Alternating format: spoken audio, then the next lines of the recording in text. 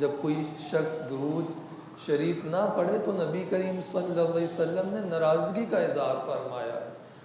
खुशी का इज़हार किस हद तक फरमाया है?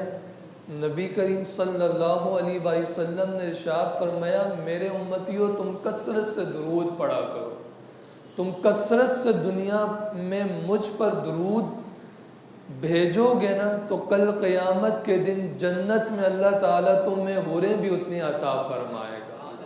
ये खुशी का इज़हार फरमाया।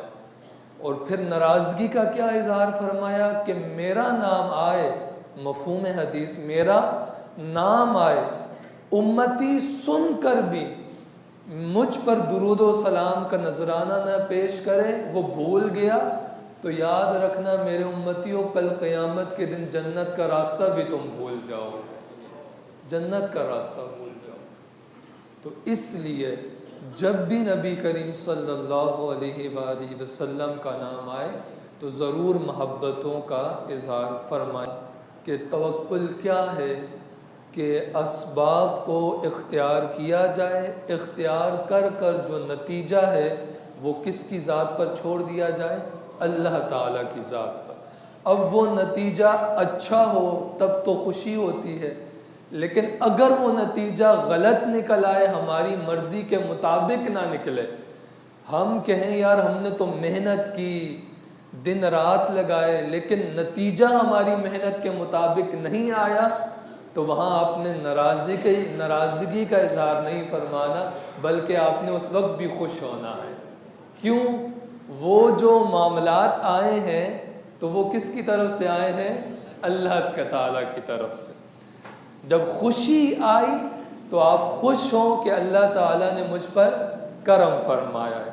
और जब अगर नतीजा आपकी मर्ज़ी के मुताबिक ना निकले तब इस बात पर आप खुश हुआ करें कि रब रहमान हमें आज़मा रहा है, तो हम इस आजमाइश में पूरा उतरेंगे, ना कि हम शिकवे की ज़ुबान खोल दें। मैंने ये बात कही थी कि अल्लाह के वलियों में कई सारी सिफ़ात पाई जाती हैं, लेकिन दो सिफ़ात कसरत से पाई जाती हैं। एक, अल्लाह के वलियों को अल्लाह ताला की ज़ात पर जो यकीन होता है वो यकीन कामिल होता है।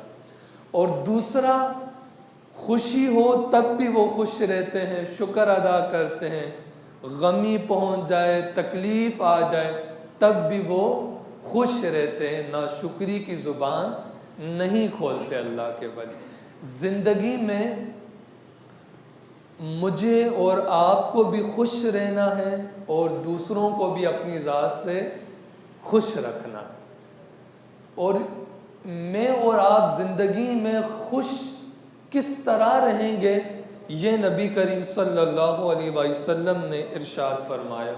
मफ़हूम हदीस है। और ये जो हदीस सुनाने लगा हूँ, अगर आज के मुआशरे में आप देख लेना, इस हदीस का उलट जो है ना, हम उस पर अमल कर रहे हैं। मफ़हूम हदीस है, नबी करीम सल्लल्लाहु अलैहि वसल्लम ने इरशाद फरमाया, मेरे उम्मतियों, अगर तुम खुश रहना चाहते हो ना, खुश रहना चाहते हो, तो अपने से ऊपर वालों को ना देखो, अपने से नीचे वालों को देख लो। अपने से नीचे वालों को देखो। तो नबी करीम सल्लल्लाहु अलैहि वसल्लम ने इरशाद फरमाया, जब तुम अपने से नीचे वालों को देखोगे ना, तो तुम्हारी ज़ुबान पर हर वक्त अल्लाह का शुक्र ही रहेगा, ना शुक्री की ज़ुबान कभी खुलेगी ही नहीं। अगर आपके पास साइकिल है ना, साइकिल, तो आप बाइक वाले को ना देखें, बल्कि जो पैदल चल रहा है ना उसे देखें। आपकी ज़ुबान पर क्या रहेगा? शुक्र रहेगा कि मालिक शुक्र है, ये तो पैदल जा रहे धूप में, मेरे पास साइकिल तो है ना। शेख सादी शराजी अलैहि रहमा मस्जिद में आए ना नमाज पढ़ने के लिए, ये आज हम सब का यही मामला है। आए मस्जिद में नमाज पढ़ने के लिए, जाने लगे तो चप्पलें ही गायब थी। चप्पलें क्या थी? गायब थी। चलें, अल्लाह उन्हें हिदायत दे जो ले जाते हैं। एक मरतबा मैं साथ खड़ा था फजर के बाद, तो नमाजी भाई जब आए ना तो उनकी चप्पलें गायब थी। तो मैं भी उनको ढूंढने लग गया कि इधर नहीं होगी तो इधर देख लें, इधर नहीं। फिर मैंने कहा वॉशरूम में देख लें, शायद वहाँ पड़ी हो कोई लेक, तो वहाँ भी नहीं मिली। तो आखिर में पता है जाते जाते उन्होंने कहा, चले महमूद भाई छोड़ दे, मैंने सदका ही कर दिया है। मैंने क्या कर दिया है? सदका ही कर दिया है। गुम गई ना, पहले सदका नहीं की, जब गुम गई तो फिर हमने सदका कर ली। मियाँ जब तूने चप्पल ली थी उस वक्त उस चप्पल का सदका निकाल लेता। कोई भी चीज आप लें ना, ये जिंदगी में अपना मामूल बना ले। हदीस में आया है कि तुम अपनी बीमारियों को अगर अपनी बीमारी से शिफा पाना चाहते हो ना, तो अपनी जानों का सदका दिया करो।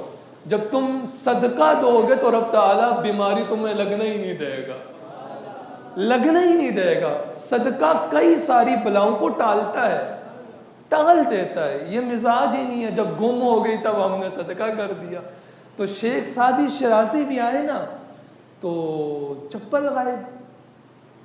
तो शेख सादी शिराजी ना जहन में जुमले आने लगे नाशुक्री के, तो बाहर निकले ना तो उस पर नजर पड़ी जिसके पाँव ही नहीं थे, जिसके पाँव ही नहीं थे। तो दिल में ख्याल आया, मालिक तेरा शुक्र है, मेरे पास तो जूतियां नहीं है, पाँव तो हैं, इसके पास पाँव ही नहीं है। तो आप शुक्र अदा करें। अगर आप पैदल जा रहे हैं ना तो शुक्र अदा करें। अपने से ऊपर वाले को ना देखें, नीचे वाले को देखें जिसको अल्लाह ताला ने पाँव जैसी नेमत से महरूम कर रखा है। तो आपकी ज़िंदगी अच्छी गुजरेगी जब आप अपने से नीचे वालों को देखने लगेंगे। नाशुक्री कभी आएगी नहीं। ये जो जेलिसपन है ना, जेलिसी होना, ये क्यों होती है पता है आपको? जब हम अपने से ऊपर वालों को देखने लग जाते हैं, हसद पैदा हो जाता है, हसद। और ये याद रखिएगा, हसद गैरों को देखकर दिल में नहीं आता, अपनों को देखकर आता है। हसद अपनों को देखकर आता है, जेलसी अपनों को देखकर आती है कि ये कहाँ से कहाँ चला गया, मेरी किस्मत ही माड़ी है, मैं यहाँ पड़ा हूँ।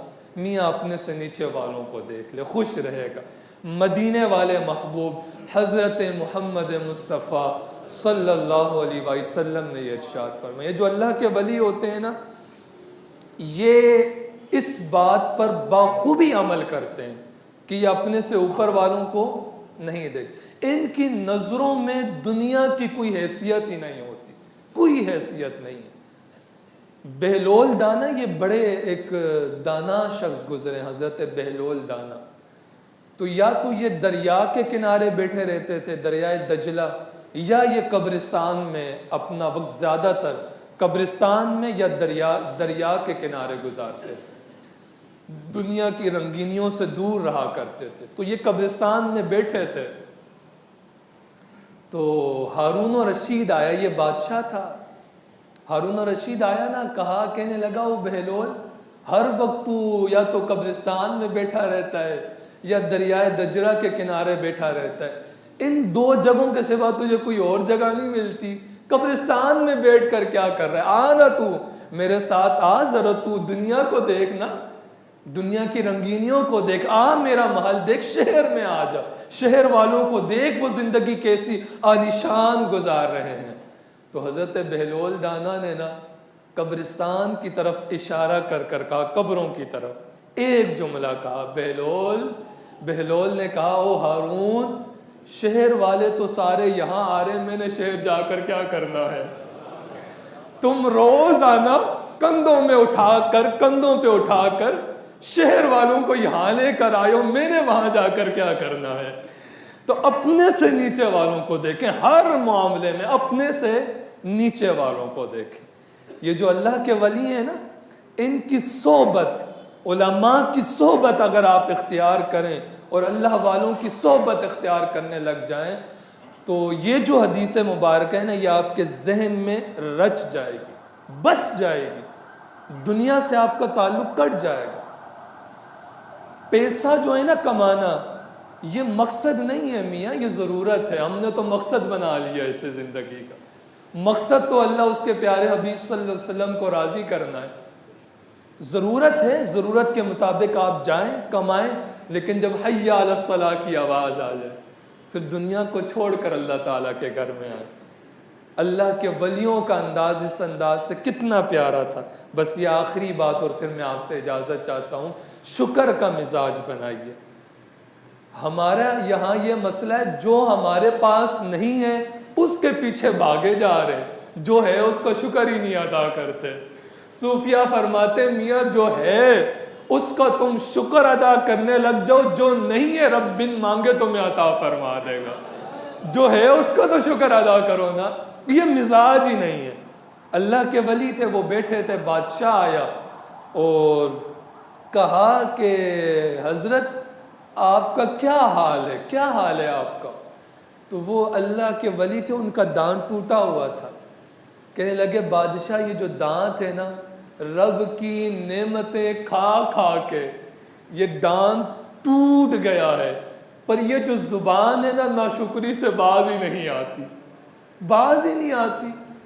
अब वो अल्लाह के वली बादशाह को कोई सबक दे रहे थे, बादशाह था ना।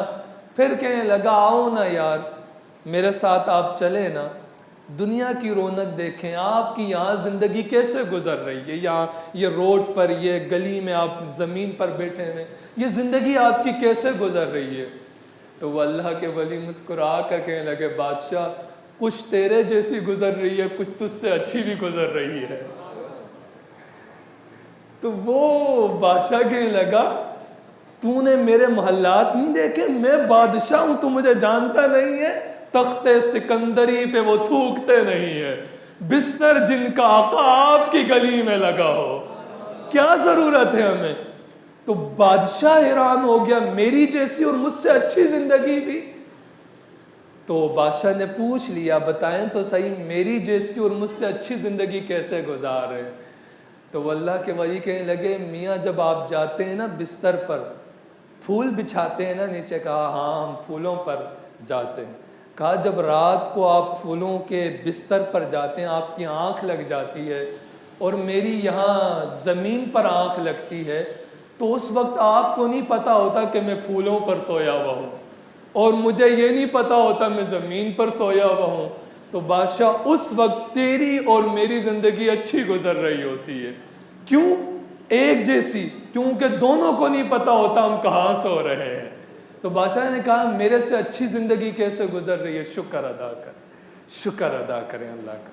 तो वो अल्लाह के वली कहने लगे रात को तू फूलों की सेज पर सोया रहता है, मैं ज़मीन पर सोता हूँ, पर वो जो तहज्जुद के लम्हात आते हैं ना, उस वक्त मैं उठता हूँ, वुज़ू करता हूँ, मुसल्ला बिछाता हूँ, सजदा करता हूँ, तो उस वक्त मेरी ज़िंदगी तेरी ज़िंदगी से काफ़ी अच्छी गुजर रही होती है, क्योंकि मैं रब रहमान का शुक्र अदा कर रहा होता हूँ। शुक्र अदा करें, ज़िंदगी में खुश रहे, खुद भी खुश रहे और दूसरों को भी अपनी ज़ात से खुश रखें। इंशाअल्लाह आपकी ज़िंदगी अच्छी गुजरेगी।